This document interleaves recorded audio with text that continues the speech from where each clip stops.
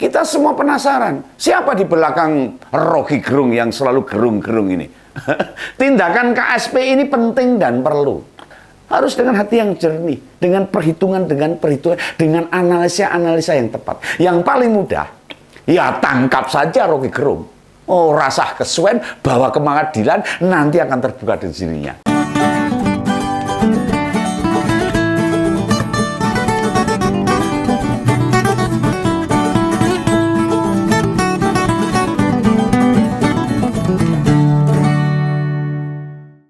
Halo, ketemu lagi dengan Om Begawan. Tetap di Ngompol, ngopi nih politik.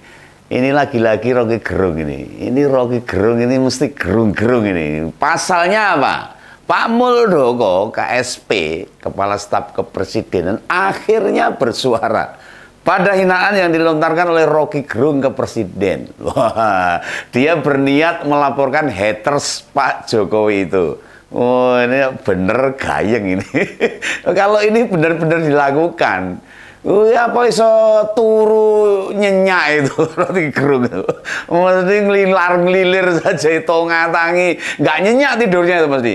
Nah, ingat ya, yang dilakukan oleh Rocky Gerung ini penghinaan, caci maki, umpatan yang ditujukan kepada kepala negara.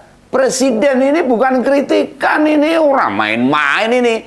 Apalagi masukan, opini, jelas sekali perbedaannya, jelas sekali ini. Jika perilaku-perilaku yang dilakukan oleh mantan dosen itu didiamkan, dinengke wae, apa ini nasib presiden-presiden Indonesia yang akan datang? Ini catat saja nih. Siapa dalam sejarahnya ada orang yang membenci presiden sampai mencaci maki begitu? Gila nih tenan ini. Dan rencana pelaporan yang mau dilakukan oleh Pak Muldoko akibat pelaporan sebelumnya ditolak oleh polisi. Nah, ini piye tuh ini? Kok ditolak karepe piye nih? Ini pada hari Jumat kemarin itu mahasiswa dan masyarakat di berbagai kota melakukan demo, termasuk di Jogja, Solo dan sebagainya. Demo semua meminta agar Rocky Gerung diproses di pengadilan. Ini Om Begawan ini bisa ada waktu turun ke jalan, saya juga turun ke jalan ini. Kali ini kita harus dukung para pendemo itu. Mereka punya sikap yang lebih jelas. Selain para mahasiswa, Brigade 98 yang digawangi oleh Pak Beni Ramdhani rencananya juga turun ke jalan 10 Agustus mendatang. Hati-hati ini, geger ini. Gayeng ini Indonesia. Lihatlah ini Bung Rocky. Kata-kata kotor Anda telah menyulut kemarahan masyarakat seluruh Indonesia. Kemarin Anda melakukan konferensi pers, katanya tidak punya dendam pada Pak Jokowi. Kok iso? Orang dendam kok ngunek-ngunek kok misui, kok mencaci maki. Orang mendasar tuh kalau tidak punya dendam, apa maksudnya mencaci maki seseorang? Nah, silakan cek di seluruh konten Ngompol ini. Sejak episode pertama sampai sekarang yang sudah mencapai 250 episode itu. Apakah pernah ada caci maki? Apakah ada pernah penghinaan? Pernah ada kata-kata kotor? Nggak pernah untuk orang-orang yang tidak saya dukung. Nggak ada ini. Tidak pernah sama sekali. Apakah ini pertanda? Ini saya masih punya kewarasan tandanya, dan Anda tidak punya waras sama sekali. Oh, ya kebalikan. Nah, sudahlah, tidak perlu berdalih. Anda itu ahli filsafat, mengaku cerdas, intelektual, diundang ke sana kemari, tapi keluar dari mulut Anda itu benar-benar menjijikkan. Bahasa Jawanya gilani gitu loh. Apamu hal-hal begini didiamkan aja? Ini Rocky Gerung berani mencaci maki begitu, apakah ada yang siap melindunginya? Oh, Jojo, enek wong gede nih, enek wong kuat ini, enek wong pusat melindungi ini. Siapa ini? Atau memang ada yang jadi pematik keriuhan jelang Pilpres tahun depan ini? Pasti polisi bakal berhati-hati melangkah ini. Ya benar nih, Pak Polisi, aparat keamanan harus hati-hati agar suasana di Indonesia tidak gaduh, tetap tenang. Ya karena di tahun-tahun politik begini ini, ya, rentan ini dimanfaatkan oleh kelompok-kelompok kepentingan sing senenge mau gawe kisruh tok. Ya, parah ciloko ini kalau didiamkan ini. Pak Muldoko itu mengibaratkan Rocky Gerung seperti robot, tidak mempunyai hati. Pinter, cerdas nih ngeranduwe hati koyo robot. Ini katanya Pak Muldoko tuh. Serta ada sang pemegang remote yang mengendalikannya. Ini siapa ini? Yang mengendalikan remote-nya ini. Ini cari nih. Masyarakat juga harus mencari nih siapa nih. Wah, ini sekelas Pak Mul sudah bilang begitu loh. Ini kepala staf kepresidenan nih, mantan jenderal loh ini. Berarti memang ada yang memerintahkannya. Kita semua penasaran, siapa di belakang Rocky Gerung yang selalu gerung-gerung ini? Tindakan KSP ini penting dan perlu. Sebab bagaimanapun juga KSP adalah lembaga resmi negara yang secara legal standing bisa mewakili presiden. Dalam hal ini polisi tidak lagi bisa berdalih. Nek ditolak mas ini, masyarakat nesu ini. Kasus ini adalah delik aduan. Sebenarnya menarik juga ketika polisi terkesan gamang, ragu-ragu, ingah-ingih dalam mengusut kasus ini. Oh, orang duwe keberanian, oh presidennya dino, Pak polisi nengah itu. Harusnya jangan ini. Keraguan aparat hukum inilah yang bisa jadi karena remote itu masih berada pada lingkungan kekuasaan. Lalu siapa ini? Ini menurut Begawan kira-kira loh ini. Sekuat apakah dia ini? Wah, ini berarti wong kuat, wong pusat.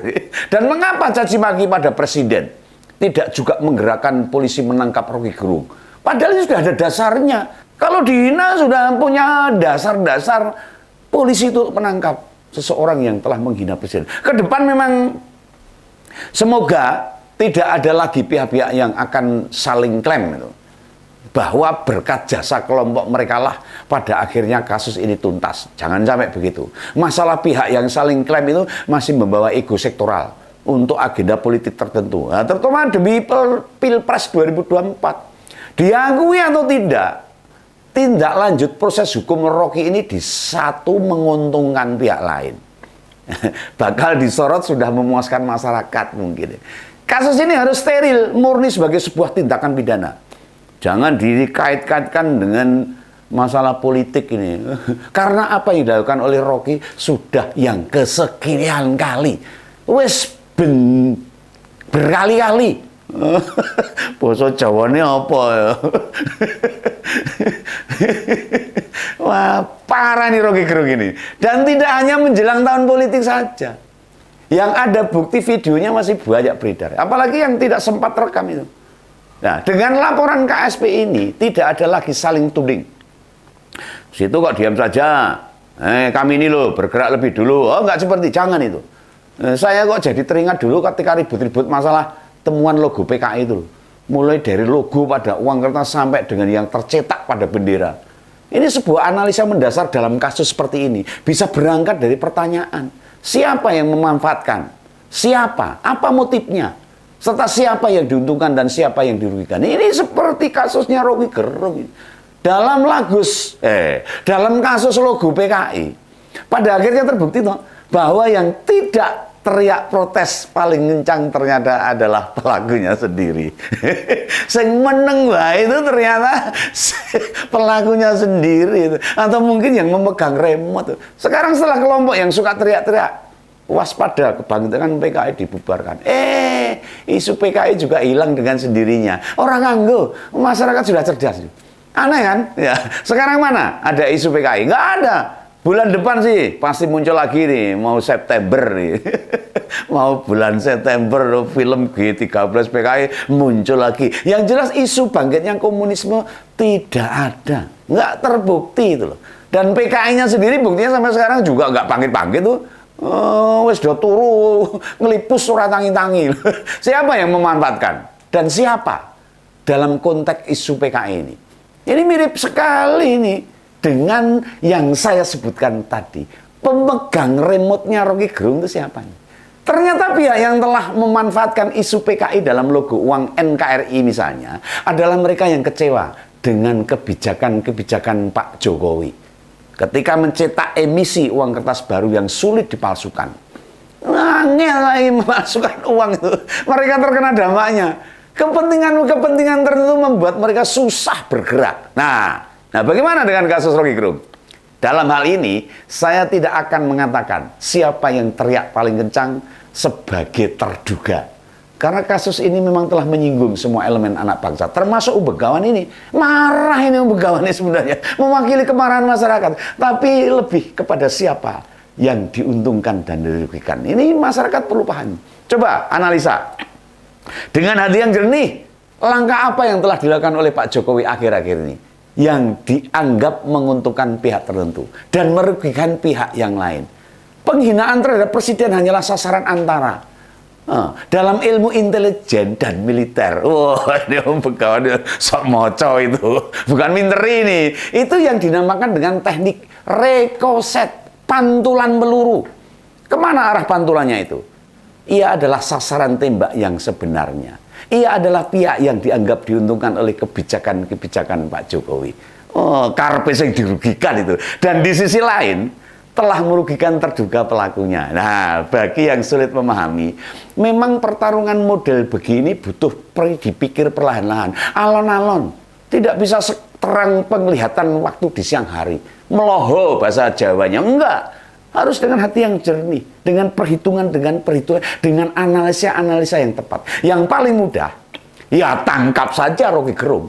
Rasah kesuwen, bawa ke pengadilan, nanti akan terbuka di sininya. Itu ya. Tangkap Rocky Gerung. Berani nggak aparat menangkap? Begawan tetap mendukung ini. Itu ya. Salam Begawan. Sampai jumpa di ngompol-ngompol berikutnya. Tetap di ngompol. Ngopi politik. Sampai jumpa. Salam Begawan.